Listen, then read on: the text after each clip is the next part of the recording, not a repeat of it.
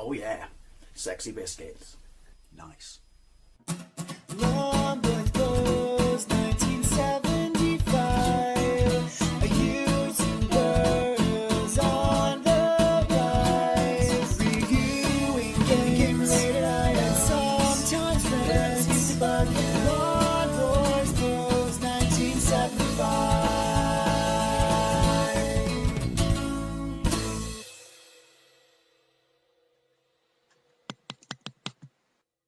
Hey YouTube, Long Boys Post 1975, and welcome to another ZX Spectrum versus the Commodore 64 video, as I like to call it, Playground Wars.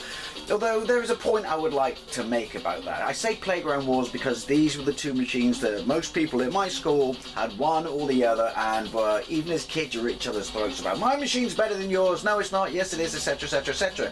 However, another reason to these series of videos is just to show how they looked on the two, because obviously there were other machines around, and like I said, I have nothing against the Amstrad. It's an absolutely fantastic machine. But these were the two machines that were prevalent at my school, and so yeah, it's kind of nice to show them how games did fare on either machine. I mean, often, particularly with this game, we enter into this video knowing which is going to be the better version, but that's not to say the Spectrum version is without its charms or is impressive. So let's get into it. This is IK Plus, or International Karate Plus, released in 1987 by System 3 on the Spectrum, the Amstrad and the Commodore, then subsequently on the Amiga and the Atari ST, and then eventually on many systems. It was released in the States as, is it Chop Till You Drop? I don't know. It's a 3-player simultaneous fighting game where, well, I'd say last man standing wins, but it's also point-based. It's renowned for having amazing animation, which is no exception on this version, and it's interesting because obviously when it came to the original International Karate and Where the Exploding Fist, you couldn't work out which came first and who copied who, and that's kind of similar with this, although I think this came out and then Melbourne House then copied this with an inferior version. It gets really convoluted, and yeah, but I had to show this because I did play this back in the day and I absolutely really liked it, and way before I had a means to play any Spectrum games such as my Vega or an emulator, I had it in the Virtua Console. Right, now for the interest of keeping this fair, I'm going to play this with the joystick, which should be quite interesting, and yep, as you can tell, it's going to be monochromic, and there's music. It's the 128K, so there's 128K music, but there's no sound effects, which I do find a bit weak. What, you couldn't have sound effects, you know, like slappy noises and some, you know, shit to groove to? I don't know. Fire. Which is fire? S start?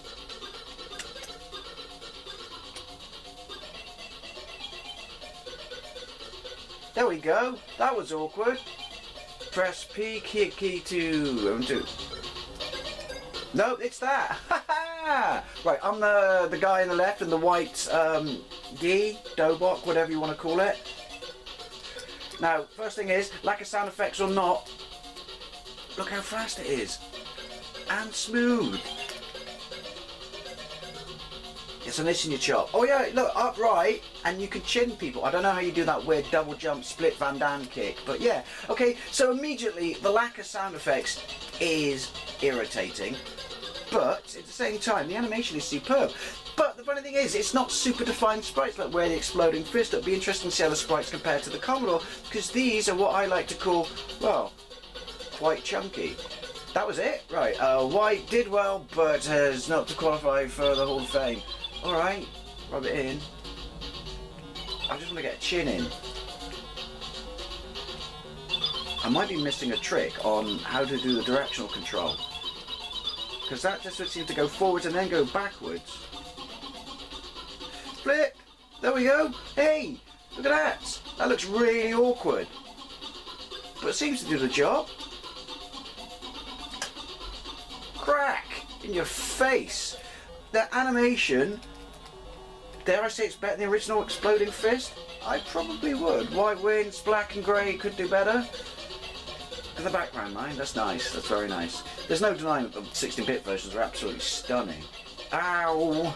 Now I just want to get to the point where you have to do the ball stage. You know what I'm talking about. Hey! Glasgow kiss this, you bastard. Look, I look like I'm having a seizure. Ow. The music is nice. Like I said, I would like sound effects, but there's no denying the music's not without its charm. Saucy! White wins, black and grey could do better. Music's a bit of a stereotype though, I will say that. Okay, here we go. Let's whack some balls. Not very well. In my defence, and I'm going to say this, in my defence, the joystick's clunky, man. Give me keys. But, as I can't play this on keys on the Commodore, I thought it was only fair to do it on... Ooh, come on. On joystick on both. I just want to get in both. Yeah, granted my fighting skills aren't amazing. Ow! I do like the fact for all the amazing kung fu, karate, whatever it is, skills, they're still not afraid to get in there and give you a good old-fashioned Glasgow kiss. Oh, in the back of the neck for both of us. Ow! Okay, the music there's a bit pants. So all in all, yeah, I'm pretty impressed with the animation and the graphics. They are really nice. They're a little chunky, but I'm wondering if concessions have to be made because there's 3 people on the screen at once. I mean, when you see them both going backwards like that, it is super amazing animation.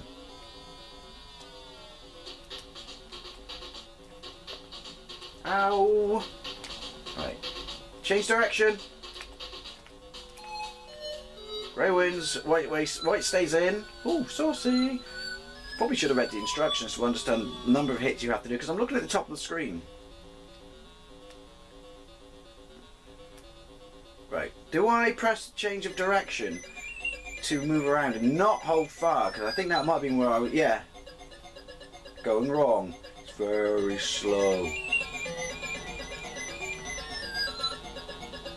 Yoink. I don't know, like if wax on, wax off was basically Mr. Miyagi teaching karate while having him craftily wax his car, and then Paint the Fence was him teaching blocking while having him doing chores for free. What's this? Teaching me how to go bowling? I like your style, Miyagi. I like your style. How many of these do I have to hit? Yoink! Cheeky! Right. Okay, so all in all, lack of sound effects, pretty shit. It's usually the other way around as well between the Spectrum and the Commodore. Music's alright, plays really nice, animates really nice. Oh, balls! Hey, see what I did there? Plays really nice, animates really nice, a little bit chunky, but yeah, I'm really impressed with this. So let's break in to the Commodore 64 version. Just let me try someone. Was that me? Does that count? Right, let's go on to the Commodore 64 version. So here we go, International Karate Plus or IK Plus on the Commodore 64. Right off the bat, as you would expect, more colour. Well, colour in general. And yeah, amazing music. Now, it's not to say the music on the Spectrum was terrible, but it's certainly not as good as this. And sound effects. Listen to that. Why the Spectrum couldn't do that, I honestly don't know. But what's interesting about this is, if you look at the Spectrum sprites, they're easily as well animated. They're not animated exactly the same as these.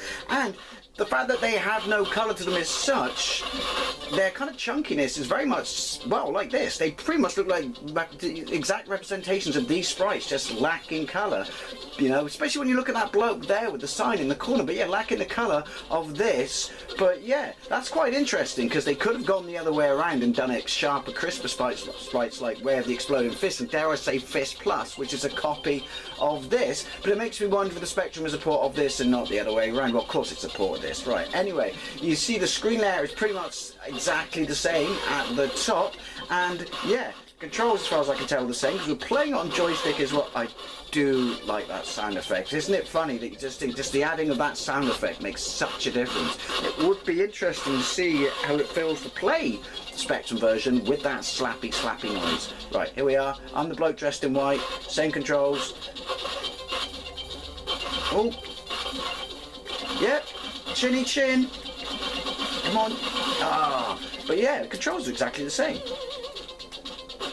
Ooh. But the fact that you got that noise when he whips his, I was going to say his trouser leg, his gi leg or whatever, it's epic. I'm just going to stand here and do this.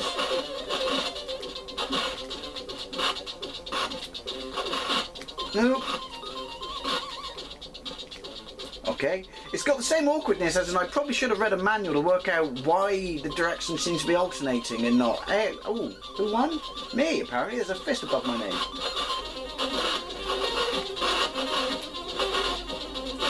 The music does have its flaws like the Spectrum, where it goes all weird and techno synth and shit like that.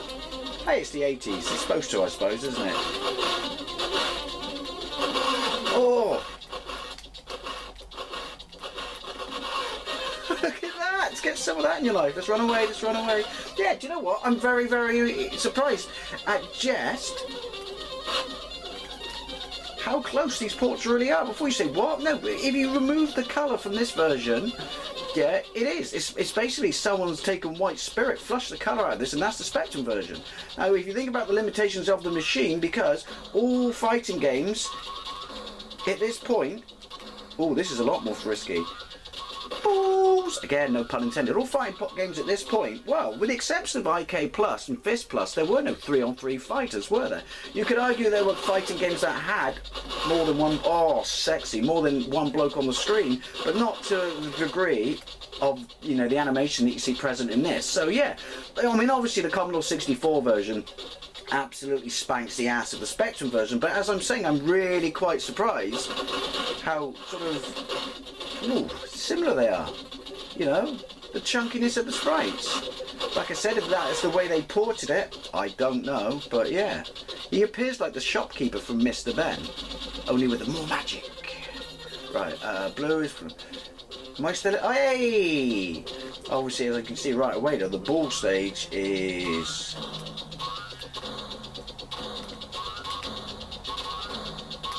Ooh! A lot more balls frisky. But yeah, I'm going to have to do a gameplay. I know it's considered the weakest, well no, Fist 2 is considered the weakest way of the exploding fist game. The animation is amazing. But Fist Plus, it'll be interesting to do a comparison of that, if I do one, that is, you know. Never say never, but never promise anything, Dave. Right, ooh, that's funking it up. But I'm pretty sure that the Spectrum sprites were way sharper than the Commodore sprites. And that's what's interesting about these comparisons of these games. I mean, let's be honest, the Commodore is the better machine. I still prefer the Spectrum. But games like Exploding Fist, the sharpness of the sprites was more prevalent on the Spectrum. I'm sorry, have I bored the shit out of you yet? Anyway, so, International Karate Plus, or IK Plus, ZX Spectrum versus Commodore 64. There is no denying whatsoever, and I'm not even going to pretend that, even though I'm biased to Spectrum, that the Commodore isn't the better version. That said, though, I am very, very surprised and impressed at how completely similar they are when it comes to the, you know, the animation, the size of the sprites, and the detail of the sprites, just the lack of colour. And I would have liked to play the Spectrum version with some slappy noises. Anyway, as always, if you had either, neither, or another version, whether it's even on the Game Boy Advance, I'd love to know what you think. And as always, thank you very much for watching, and I'll see you later.